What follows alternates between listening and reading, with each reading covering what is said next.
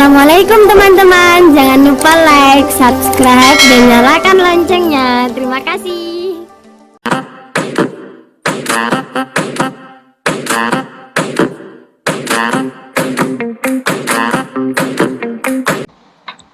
Assalamualaikum warahmatullahi wabarakatuh. Kembali lagi dengan Bu DJ di channel Mutku Project. Oke, kali ini kita akan membahas tentang husnudzon dan beramal soleh. Nah, apa sih itu husnudzon dan juga beramal soleh?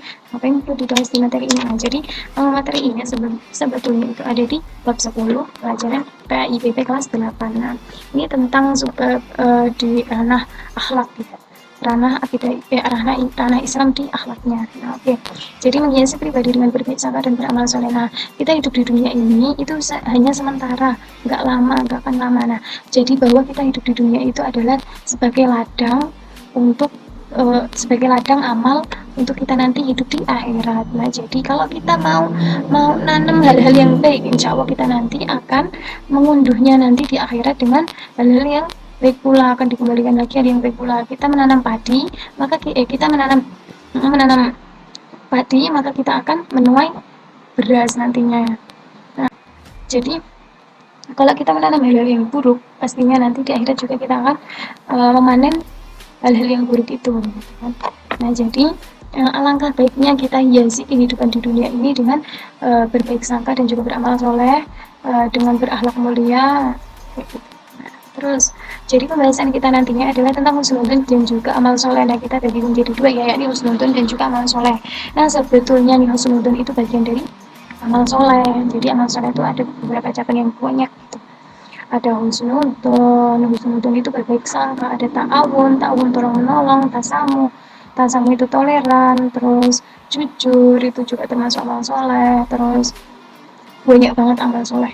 Dan juga begitu pula sebaliknya, amal yang buruk juga banyak. Nah, nanti kita akan membahas tentang husnudzon dan juga amal soleh pada lebih rinci tentang memahami atau pengertiannya, terus dalil nakli, terus cara menerapkannya dan juga pengaplikasiannya. Nah, jadi yang pertama yang akan kita bahas tentang amal soleh. Nah, jadi amal soleh adalah segala perbuatan yang bermanfaat bagi dirinya atau orang lain dan sesuai dengan akal rasional Al-Quran dan juga hadis. Nah, jadi segala perbuatan yang itu bermanfaat bagi diri kita sendiri ataupun orang lain itu termasuk amal yang soleh. Contoh, nah kita melakukan kita belajar. Nah, kita belajar itu bukan hanya untuk bermanfaat untuk diri kita sendiri ya, tapi juga nantinya akan bermanfaat bagi orang lain ketika kita mau mengamalkannya, ketika kita mau berbagi dengan orang lain. Nah, itu nanti termasuk amal soleh. Oke. Terus lawan kata dari amal soleh adalah apa? Amal sayyi'ah. Nah, amal sayyi'ah ini ya, amal sayyi'ah, yakni amal yang mendatangkan madharat bagi pelakunya atau diri sendiri ataupun orang lain.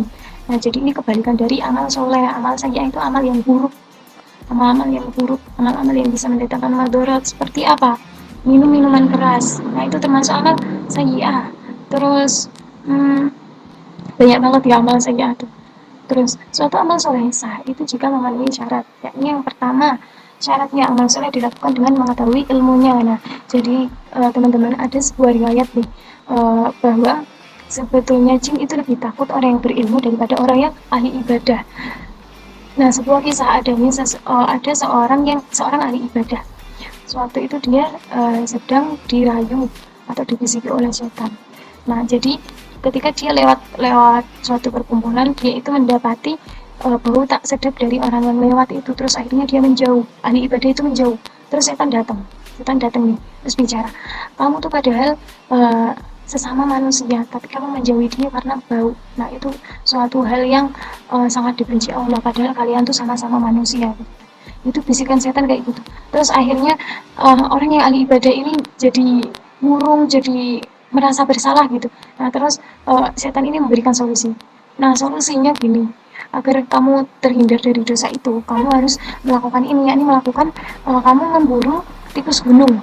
Nah, jadi ketika kamu ibadah, kalungkan tikus gunung yang telah kamu bunuh, kalungkan di lehermu.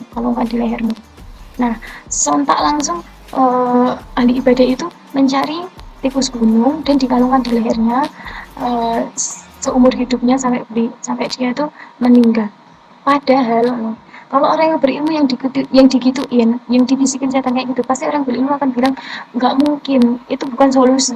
Karena apa? Karena bangkai tikus ketika dikalungkan di leher ataupun ketika dibawa ketika sholat, ketika beribadah itu nanti akan batal sholatnya, tidak sah sholatnya.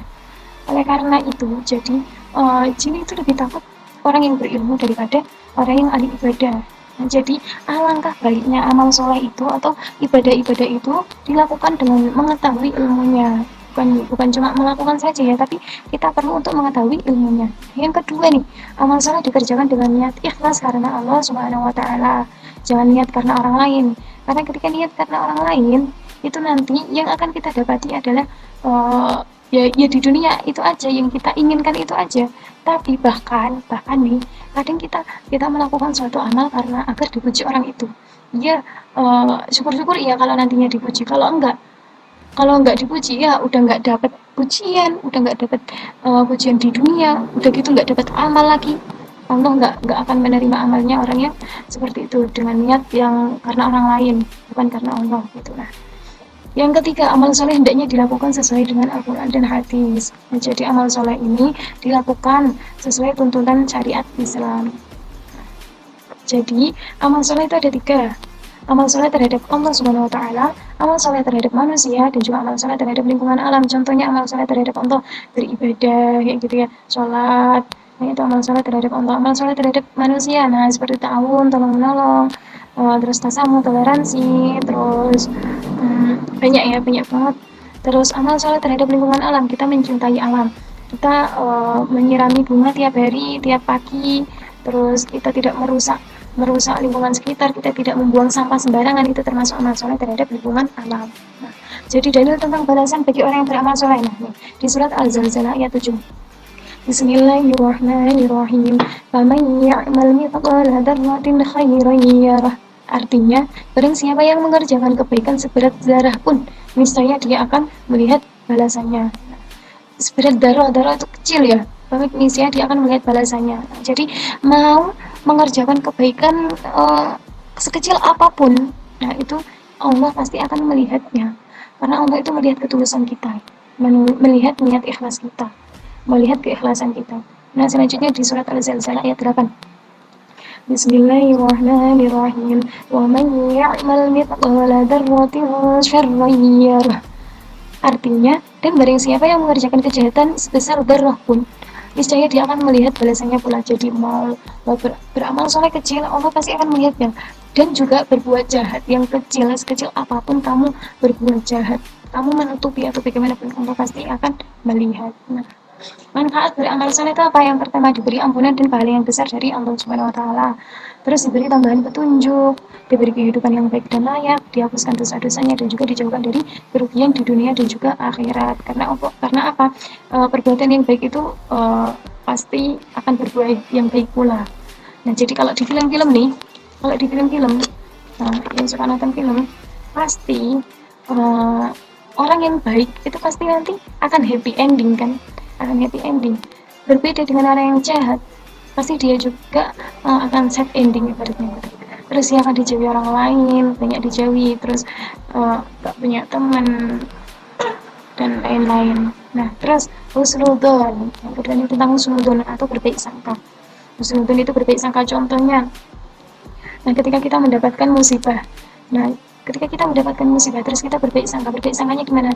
Mungkin kita memperoleh musibah itu karena Allah sedang menyiapkan suatu hikmah atau kebahagiaan yang lain nanti di belakang. Jadi atau kayak gitu, kita berbaik sangkanya kepada Allah gitu. Kita memperoleh musibah karena mungkin Allah itu sedang ingin menaikkan derajat kita, jadi menguji kita gitu. Nah, itu namanya berbaik sangka. Lawan dari husnudon adalah suudon ini